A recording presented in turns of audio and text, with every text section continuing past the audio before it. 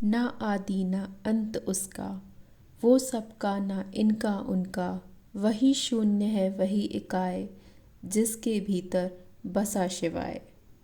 Hello दोस्तों, मैं हूँ चेतना और आज मैं आपको अपने वीडियो के माध्यम से ओमकारेश्वर ज्योतिर्लिंग के दर्शन कराना चाहूँगी और साथ ही आपको इसके बारे में जानकारी भी देना चाहती हूँ।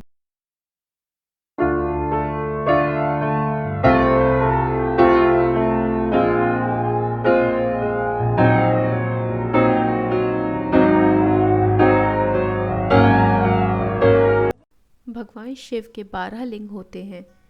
उनमें से ओमकारेश्वर ज्योतिर्लिंग भी एक लिंग है। यह मध्य प्रदेश के खंडवा जिले में स्थित है। यह ज्योतिर्लिंग मोरटक्का गांव में लगभग 14 किलोमीटर दूर बसा है। यह द्वीप पर बसा है और इस द्वीप का आकार ओम के आकार का है।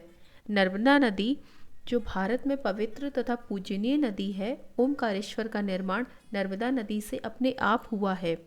ओमकारेश्वर मंदिर के भीतर अनेक मंदिर हैं। नर्मदा के दोनों दक्षिण और उत्तरी तट पर मंदिरों का निर्माण किया गया है। पुराणों की माने तो नर्मदा जी के दर्शन करने से और उनमें स्नान करने से जमुना जी के 15 दिनों का स्नान और गंगा जी के 7 दिनों का स्नान बराबर फल मिलता है। आइए मैं इससे जुड़ी रोचक कथा की आपको जानकारी देती हूँ।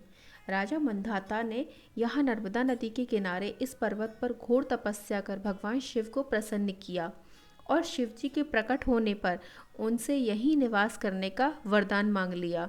तभी से उक्त प्रसिद्ध तीर्थ नगरी ओंकार मंधाता के रूप में पुकारी जाने लगी। जिस ओंकार शब्द का उच्चारण सर्वप्रथम सृष्टिकर्ता विधाता के मुख से हुआ था, वेद का पाठ इसके उच्चारण किए बिना नहीं होता। इस ओंकार का भौतिक विग्रह ओंकार क्षेत्र है।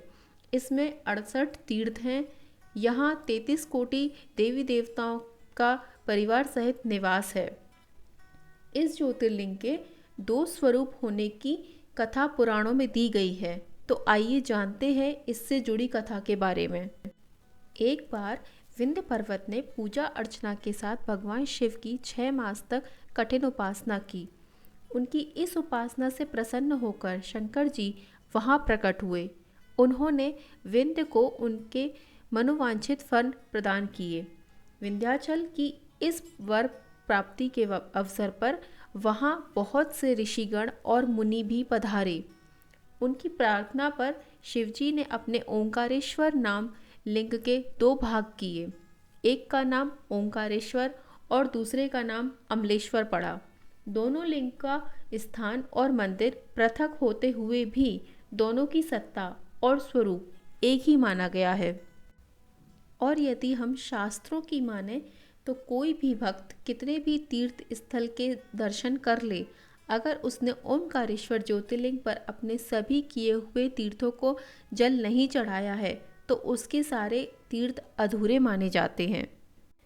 तो देखा दोस्तों, ये था 12 ज्योतिर्लिंगों में चौथे नंबर का ज्योतिर्लिंग जो कि था ओमकारेश्वर। यह बहुत ही प्रसिद्ध ज्योतिर्लिंग है जो कि नर्मदा नदी के किनारे बसा हुआ है। अतः आपको मेरी जानकारी कैसी लगी आप ज़रूर कमेंट बॉक्स में मुझे लिखकर बताइएगा। और यदि अगर आपने मेरे चैनल को सब्सक्राइब नहीं किया है तो सब्सक्राइब कर लीजिएगा ताकि आपको आगे भी इससे रिलेटेड जानकारियाँ और मिलती रहें। तो दोस्तों, बहुत जल्द मिलते हैं अपने दूसरे वीडियो के साथ। तब तक के लिए जय शंकर, जय महादेव। नमः शिवाय, ओम नमः शिवाय, हर हर